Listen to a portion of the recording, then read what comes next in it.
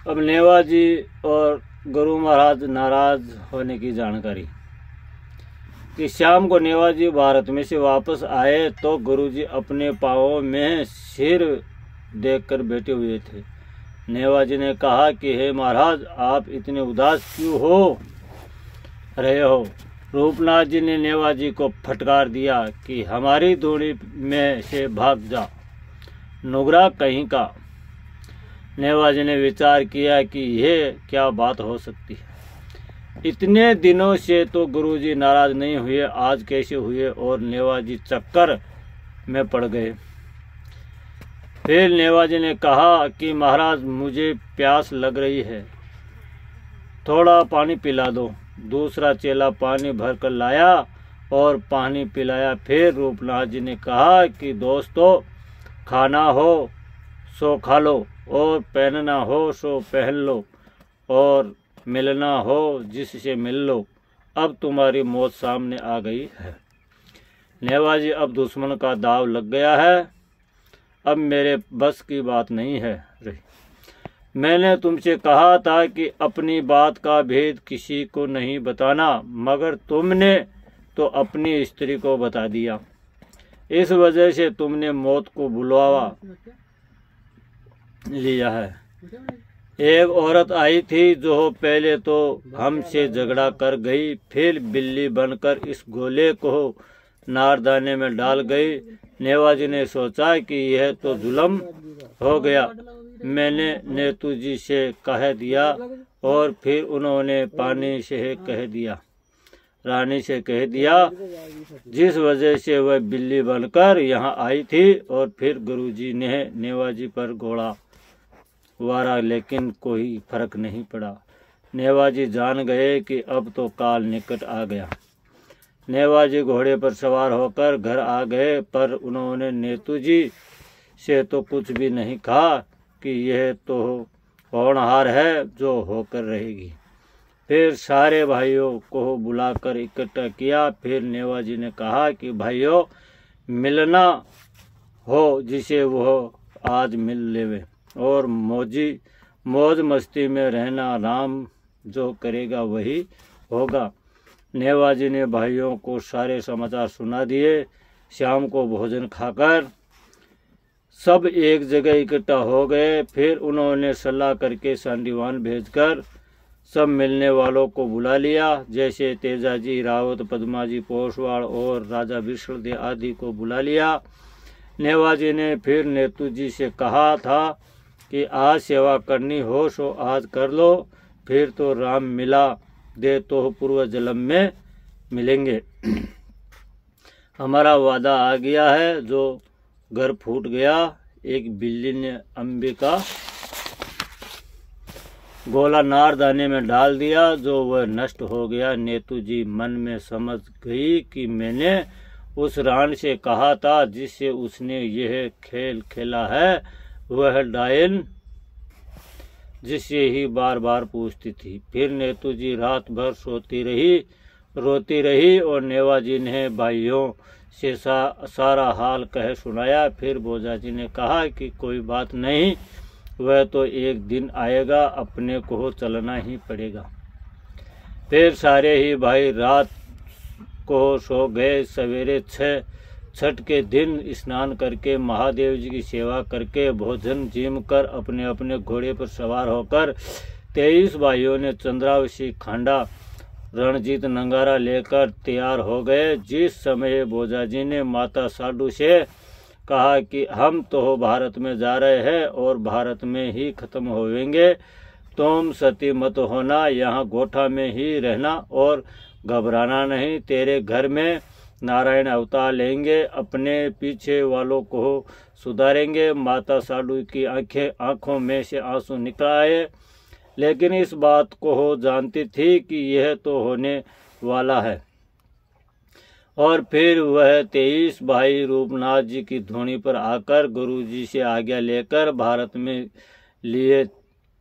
के लिए तैयार हो गए। रूपनाथ जी ने कहा कि हे गुरुजी, हम तो सारे भाई जा रहे हैं और चंद्रावशी खांडा भी लेकर जा रहे हैं। गुरुजी ने भी कहा कि जाओ, जो होना है वो तो होगा ही। तुम तो हो, निडर होकर लड़ो, पीठ दिखाकर मत भागना, हमारा और तुम्हारा नाम मत डुबोना, इस दुनिया में तुम्हारा नाम अमर हो जाएगा।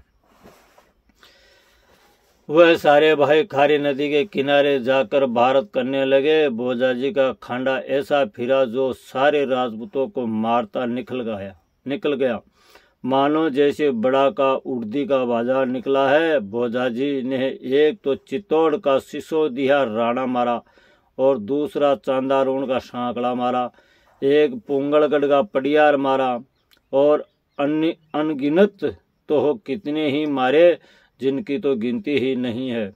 बगड़ाओ सारे भाई भारत में जाते ही रानी को दाव लग गया कि अब तो आ गया है अपना मौका, कि वह चंद्रावशी खांडा ने भी ले गया। रानी ने कहा कि अब बाबा जी की धूनी पे चलो। जब रानी ने 2 देह बनाकर, एक देह से तो गोठा में रह गई और दूसरी देह से गुरु रूपनाथ जी की धूनी पर आ गई, आकर कहती है कि बाबा आज तो तुम्हारे चेले सारे ही भारत में गए, चंद्रावशी खांडा को भी ले गया। महाराज ने कहा कि ले गया तो वचन हार गया। रानी ने कहा कि मेरे लिए उन्होंने शीश देना का वचन दिया था।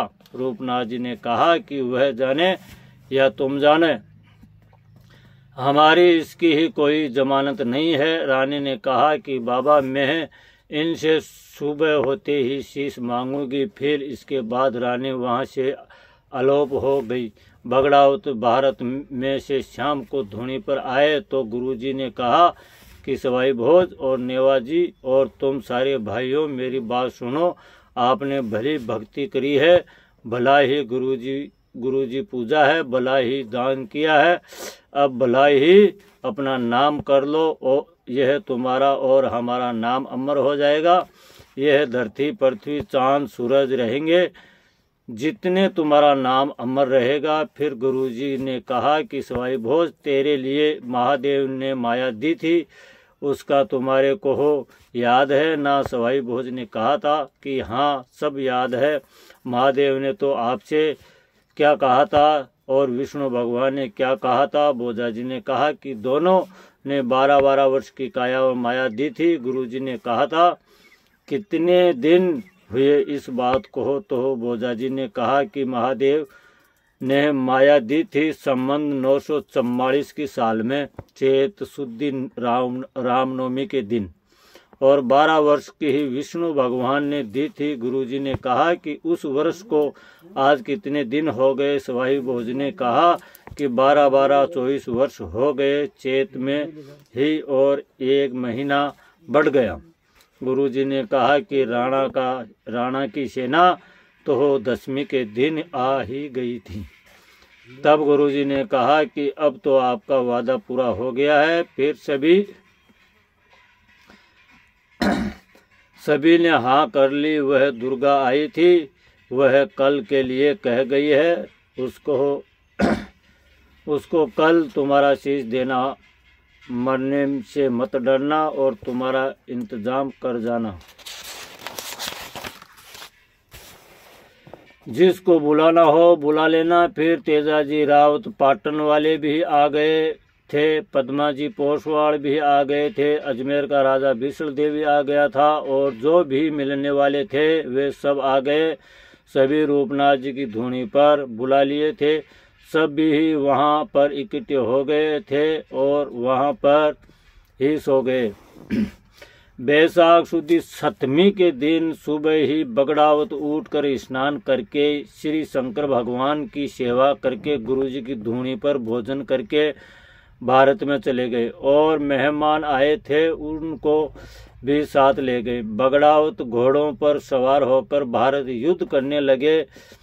जितने में रानी जयंती दुर्गा चामुंड का विकराल रूप धारण करके चक्कर खप्पर व खांडा लेकर युद्ध भूमि पर आ गई और बगड़ावतों से जाकर कहा कि बोजाजी, नेवाजी और सारे भाइयों सुनो हमारा समाचार। तुम्हारे और मेरे जो शर्तें हुई थी जिसकी आपको याद हो या नहीं, कि सारे भाई भारत में एक साथ युद्ध नहीं करेंगे और एक तोम चंद्रावशी खांडा को भारत में नहीं लाएंगे, तो आप सारे भाई भी लड़ रहे हो और चंद्रावशी खांडा भी आपके साथ लेकर लड़ रहे हो। फिर या तो आप शीश को या वचन को हारो।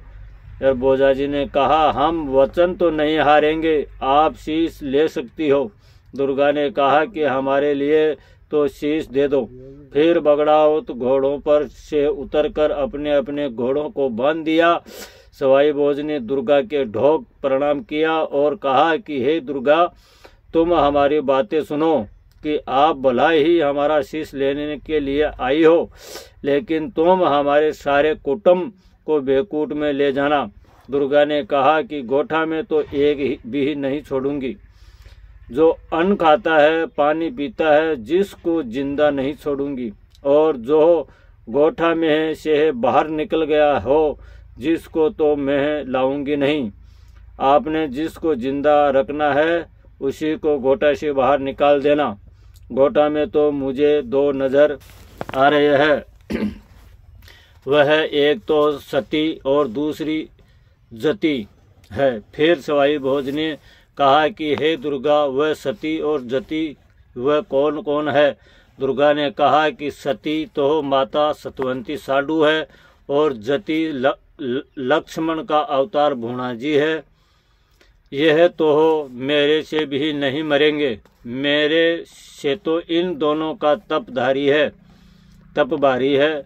राणा दुर्जन साल ने देखा तो दुर्गा महारानी तो विकराल रूप में थी और सारा ही बगड़ाउत 23 भाई दुर्गा के ढोक दे रहे थे।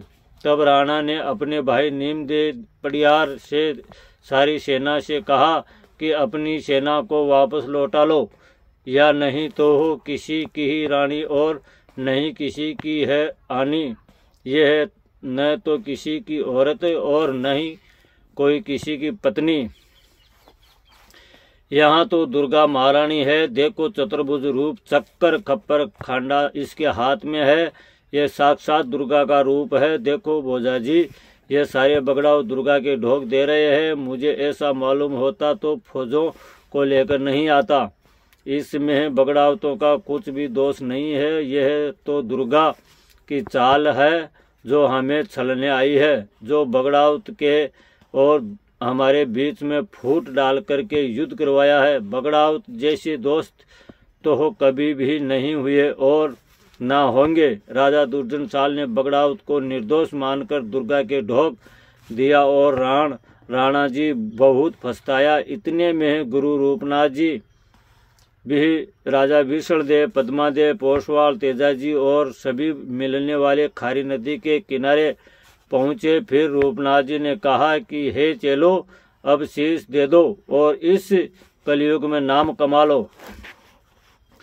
रानी जयमती ने बगड़ावतों से शीश मांगा था। उसी समय सभी बगड़ावतों ने शीश देने ही हाँ कर ली थी, परंतु सवाई भोज के मन में शंका हुई कि अगर यह सारे भाइयों ने शीश नहीं दिया तो क्या होगा। इस बारे में सवाई भोज ने भगवान से प्रार्थना की, हे नाथ, ऐसा हुआ तो हमारा क्या हाल होगा। उसी समय भगवान पार ब्रह्म परमेश्वर ने सभी बगड़ावतों को दर्शन देकर विराट रूप दिखाया, जिससे रानी जयमती ने सारे भाइयों की मुंडमाला पहन रखी थी। वह सारे भाइयों की ही चिता लग रही थी, जिसमें सारी गुजरियां सतियां हो रही थी। उनके सह परिवार सेतु बेकूट में मकान बने हुए दिखे थे और भगवान ने सारे परिवार को सत्य दे दिया। इस प्रकार से दृश्य को देखकर सभी बगड़ावतों ने अपने सिर काटकर रानी जयमती को दे दिया और सभी ही गुजरियां सतियां हो गई। तब सवाई भोज ने कहा, महाराज, एक बात हमारी भी सुन लो कि हमारे मन में देश के गुजरों से मिलने की इच्छा थी। इस भारत के गुजरों से चलकर मिलूं, लेकिन हमारा मिलना नहीं हुआ। अब तो हम बेकूट में जा रहे हैं। जो भी कोई गुजर हमारे से मिलना चाहे तो पुष्कर राज में आवे या गोठा में हमारा स्थान है, वहाँ पर आकर दर्शन कर सकता है। हम गुजर के पुत्र की ही 60 वर्ष तक इंतजार करेंगे, फिर 60 वर्ष के बाद यह जान जाऊंगा कि अब तो नहीं आएगा। यहाँ के स्थानों पर गुजर का पुत्र ने गोठा में अवश्य ही दर्शन करना चाहिए। दूसरी बात यह है कि यह साधु गोठा में रहेगी, तुम सब इसकी ही रक्षा करना, इसके भगवान अवतार लेंगे। तीसरी बात यह है कि हमारे पीछे वालों को सुधार देना, तुम हमारा बहुत इच्छा मौसर करना, हमारे पिताजी का, सारे भाइयों का और हमारी साधु माता का, हमारी औरतों का अच्छा मौसर करना। और चौथी बात यह है कि हमारा कर्मकांड भी करना, किसी बात की चिंता मत करना, यह साधु जी आपके पास ही रहेगी। खूब बाजे बजवाना, खूब धन लगाना और कोई धन की कमी नहीं है। पांचवी बात यह है कि हमारे पिताजी की पागड़ी भाई तेजा जी को बंधवा देना। हमारे सभी भाइयों की ही पागड़ी कंवर मेहदू जी को बंधवा देना। इतनी सारी बातें गुरुजी से कहा था। फिर गुरुजी से कहा, अमर तो तुम्हारा राज रहना, जुग जुग राज रहना, आपकी धुनी इस कलयुग में अमर रहे, तुम्हारा नाम मेघ अमर रहे। फिर भी हमको जन्म देवे तो बदनौर की धरती में ही देना, भाई भी मिले तो नेवाजी जैसा ही मिले। आपके और हमारे इतने ही दिनों के अन्न जल थे जो आज पूरे हो गए। भगवान मिलाए तो पूर्व जन्म में मिलेंगे। बोलो श्री देवनारायण भगवान की जय। एक आगे की कथा अगला एपिसोड में आवली।